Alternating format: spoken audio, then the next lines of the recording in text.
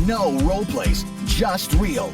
Chris and Lorenzo share 4 decades of combined experience to help you become a more effective leader. We've never really, as a workforce, spent a lot of time on making sure we're developing good leaders. We'll be able to share stories, experience, mistakes, failures, successes. This is Hacking Your Leadership.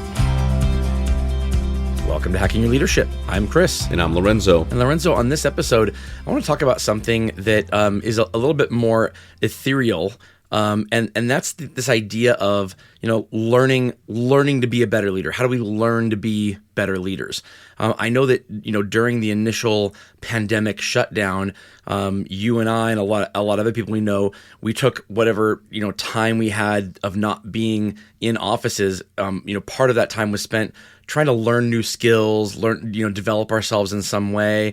And I know we talked a lot on this show about learning to be a better leader.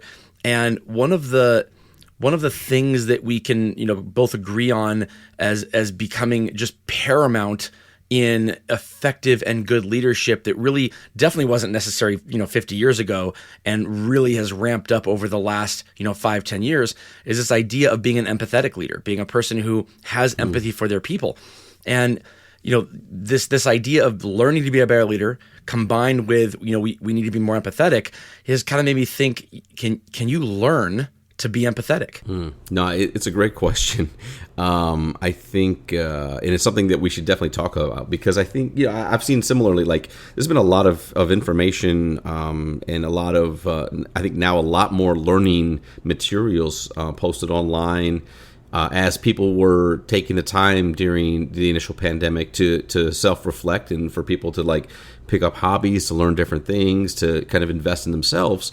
I think a lot of different companies, organizations, and places started to put out more and more kind of content in the learning space, which I think is a good thing overall. But I think that there are things that, in my opinion, that you can't just learn by reading something. You can't just learn by watching a video or a TED Talk. You can't just learn from taking some type of a survey to self-assess. Like there are things that really require a good amount of either effort or experience to take on and to learn. And I think that for me, empathy is one of those things. Yeah, I'm hearkening back to more than 15 years ago when leading a team of people and a team where the culture was really, really significant and really great, and putting on these events that just kind of inspired masses of people, and then having leaders in other parts of the organization come up to us and say, hey, can you come and do this for us? Can you come and put this kind of thing on for us?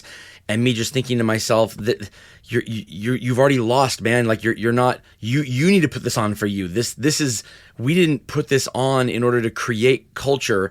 This was created by the culture.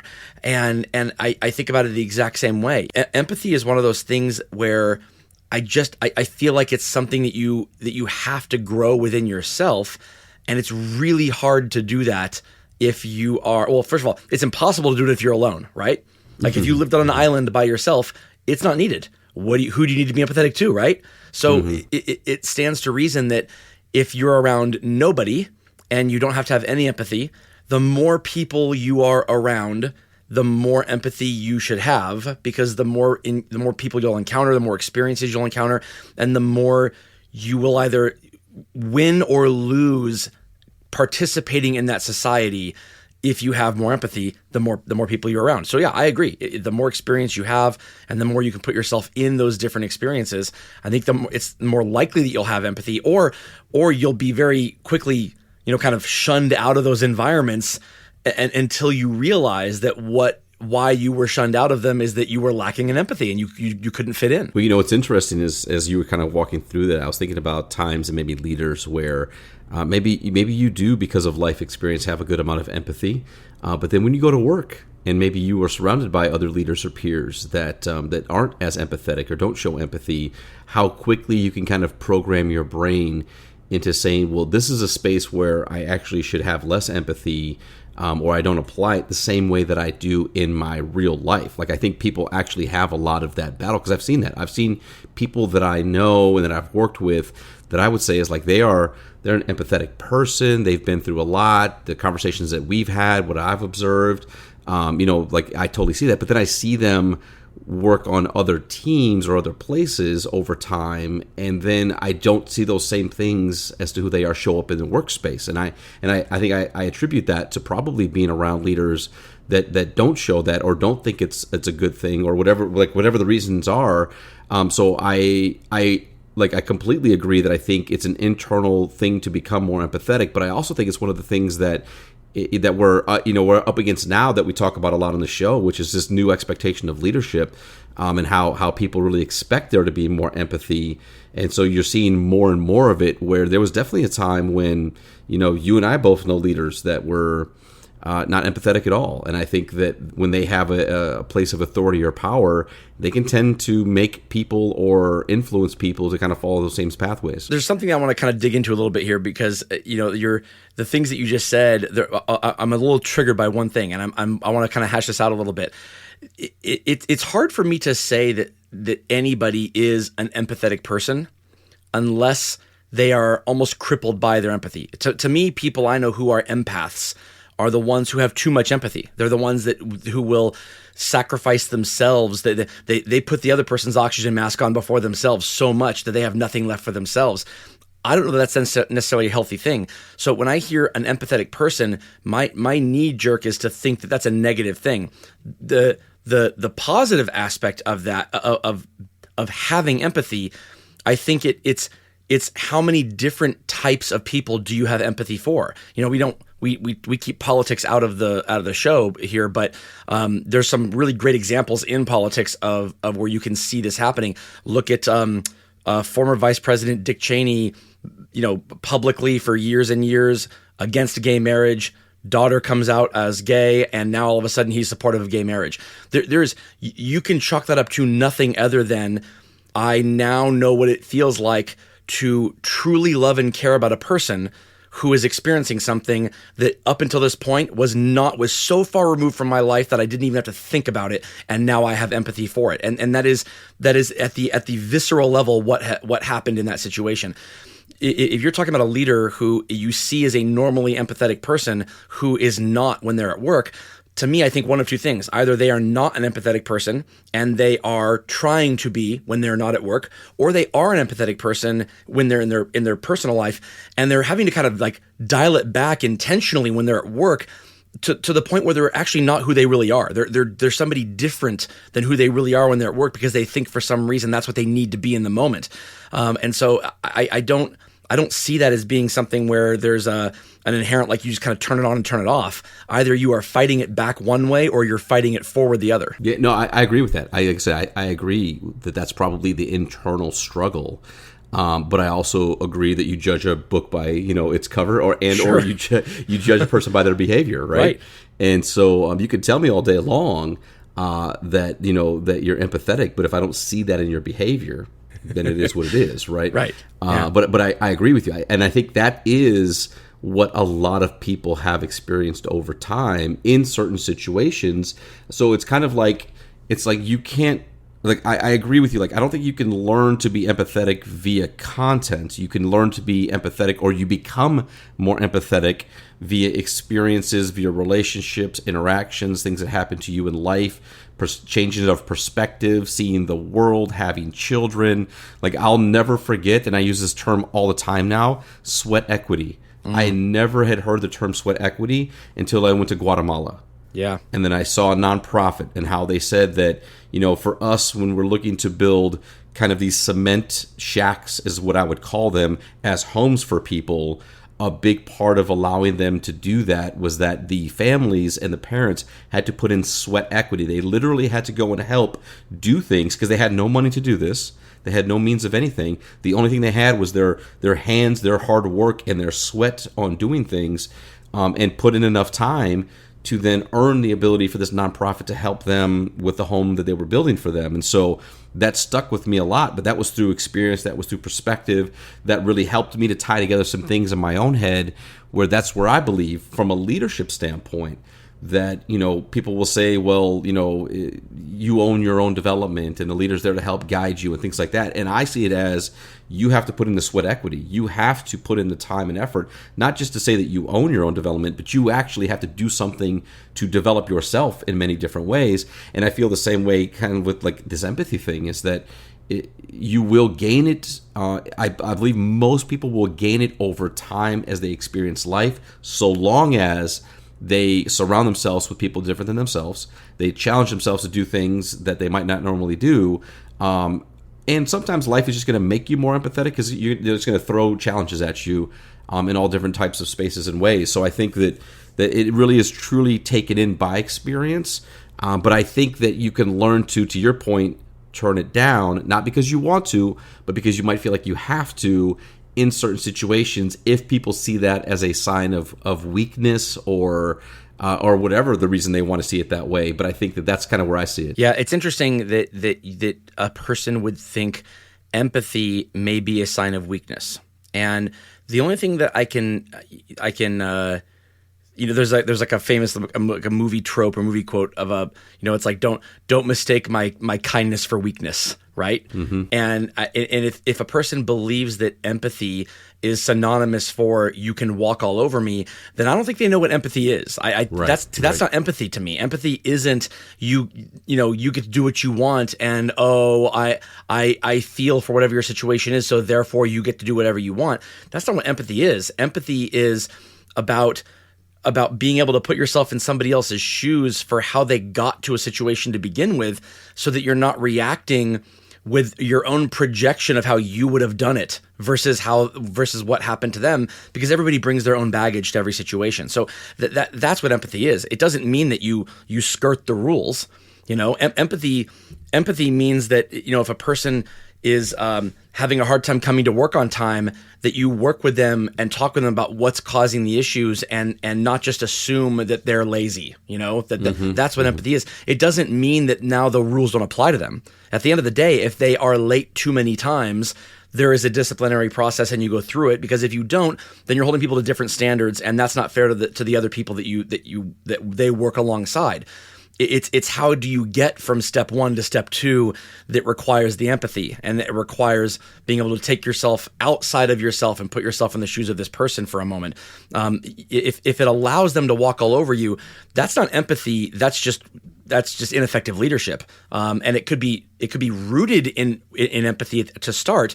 But again, that's when I see empathy as being crippling, as if you have so much empathy for a person that you allow the situation to progress in a way that it shouldn't, or that is not good for either person. Yeah, well, it's interesting that, because I think it's always like with all things in life, like there's a kind of a spectrum or bandwidth, or, I guess more spectrum is the word, around empathy and like how much, and then to your point, like when do you apply it, how often do you apply it, what limit do you apply it with? So for you to hear somebody being empathetic and then immediately thinking that it's an application of like over applying empathy, right, versus just somebody being empathetic, like that I think that's through experience, right? That's through what you've seen in people, how it's been defined to you, where you've probably hit frustration points or hurdles with somebody who then not only does that, but then says, "Well, it's just because I'm empathetic, Chris." It's like that's what what good people do, and like you hear that, and you're like, "Stop!" That's right? a cop out. Yeah, right? It's a cop out, right? Yeah, right. Exactly. Yeah. Right. Which is why I have a hard time being empathetic for people. Exactly. I love it. It's true. But I think it's like when we talked about like the developer's dark side, which is always like one of the first series that I point people to that I love, is just like the realization that that the overuse of certain things can be just as dangerous as the underuse or not having the skill. In a lot of different things, and I think empathy is one of those things, because it can freeze a leader into doing nothing, or to your point, what you just said, being overly empathetic can quite often lead to then a difference of how you treat your people and the difference of expectation that you have for people, and that's not fair to the collective. So there's a balance there. So like in your example of kind of an attendance thing, the first thing you should do is, if you see a little bit of a pattern, is talk to the person. Hey, is everything going on? Is everything all right? I've noticed this pattern. This is outside of your normal scope of what you normally do attendance-wise. Is anything going on that you'd like for me to know? Or is there any support that you need so that this doesn't continue? And like that to me is being empathetic. And then if the person says, well, this is what's going on, or, this won't happen again, or this is the situation that I'm dealing with, and then you say, okay, is there something we can do to help you with that? And then you help them with that. But if it's the same offer that you'd give to any one of your people, then that's perfectly fine. Right. It's when you say, like, well, you know what? Like, let me just go ahead and, don't worry about it. Try your best to be here. And if you're late, no big deal. I'll give you a couple of weeks to figure it out. And then what the rest of the team sees as somebody who continues to be late, not be held accountable. And then you're saying, like, well, they have things going on and I can't really share. Like, that's where you start to really cause issues and problems from a larger team collectively. Have you ever seen in your career where the overuse of empathy maybe led to a good outcome? I look back at when we first did our Clifton Strengths Finder through Gallup years ago. I've said on this podcast before, famously, that empathy was number 34 out of 34 for me, and in the context of this conversation, that makes sense. When I did that, I was 22 years old. I had lived I wasn't a parent. I wasn't married. I wasn't even in a long-term relationship. I was focused on myself. I was in my final year of college, and I was working full-time, and I had my close circle of friends, and that's all I had time for. So I really wasn't surrounding myself with as many people as I could and as many experiences as I could. I was kind of like single-minded focus on me. It was about me and taking care of myself. And so it makes perfect sense in hindsight that that's why I would have a very low amount of empathy for others, because I was just focused on me. It takes being in situations where you are not the center of attention to start to develop that empathy. It takes being in a relationship with a significant other where you have to put their needs in front of your own sometimes. It takes being a parent. It takes being in a family where you have family members who are struggling with things that you don't struggle with, and you love them anyway. There are things you have to go through in life that will develop this in you if you allow it to, but it is almost impossible to develop it without those experiences. And some people are more fortunate than others in terms of that the experiences, just kind of get, foisted upon them. Other people have to kind of seek it out. And, there's a quote that I like about being able to travel the world as much as you can. I know it's, some people can afford to do that, some people can't. But I have friends that are kind of digital nomads, and they make very little money, but they still manage to travel all over the place in hostels and shacks and wherever they can. And they do it very inexpensively. And they are some of the most empathetic people I know. They've been to 70 different countries, and they talk about how much the exposure to people all over the world who live differently and who have different amounts of wealth and who have different amounts of education, all those things have impacted them and their ability to be empathetic. And it's a very natural empathy.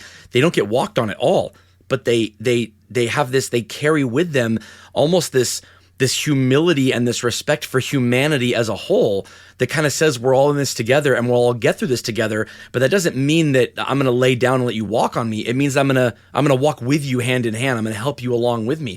I think that's a really healthy way to do it. And they did it by traveling. Hopefully other people can do it through other things as they experience more through life. Absolutely. And with that, it brings us to this episode's 1 minute hack. But first, a few words from our sponsors. The 1 minute hack. All right, for this episode's 1 minute hack, here's what I want you to do. First of all, I know it's kind of ironic here. There is no 1 minute hack when it comes to empathy. It's impossible to be more empathetic in a minute, or to do something in a minute that will make you more empathetic. This is a long-term thing. But get out your pen and paper anyway. And I want you to write down a line that's kind of like this spectrum. And I want you to write on one end of the line, not enough empathy. And on the other end, I want you to write too much empathy. And I want you to think about the situations, the interactions you've had with your people over the last 30, 60, 90 days. And I want you to think about whether or not you believe that in those interactions you had not enough empathy or too much empathy. And first of all, if it went well, it was probably okay. If it didn't go well, it didn't get the outcome you were looking for, it means that you were falling on one end of the spectrum or the other, either not enough or too much. So think about those interactions, and if a lot of them are falling on those outside ends of having not enough empathy or too much empathy, depending on who the person is, then chances are you need more experience. You need to surround yourself with more people to help you kind of fine tune that and get more in the middle.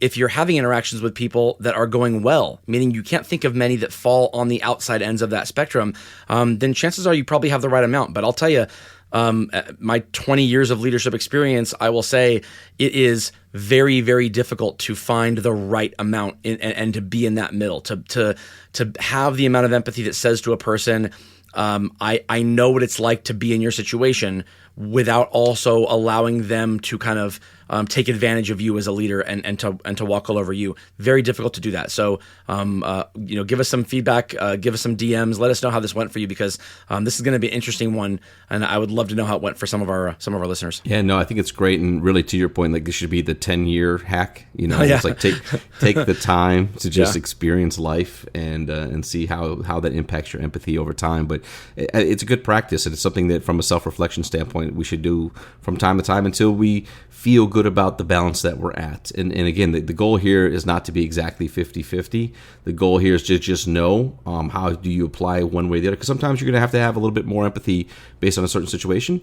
And then sometimes you use enough empathy. You need to be a little bit less empathetic when repeated behavior is happening over and over and over again. And you've done your due diligence to help support that person. And that's a lesson that I had to learn over time in my leadership. So no, I think it's a great great topic today, and looking forward to hear what everybody has to say. Yeah, totally. And the last thing I'll say on this is, if you're seeing things online, skill builders, learnings, things that say learn how, take this quiz and do these things, learn to be more empathetic. Take a lot of those with a grain of salt. Maybe the quizzes or the tests to see how empathetic you are, those might be accurate. But anything that claims to be able to teach you to be more empathetic by taking this course or watching this video, chances are that's not what empathy really is. And they're really just teaching you how to kind of like fake it till you make it. Absolutely. And with that, it brings us to the end of this episode. This is Hacking Your Leadership. I'm Lorenzo. And I'm Chris. And we'll talk to you all next time.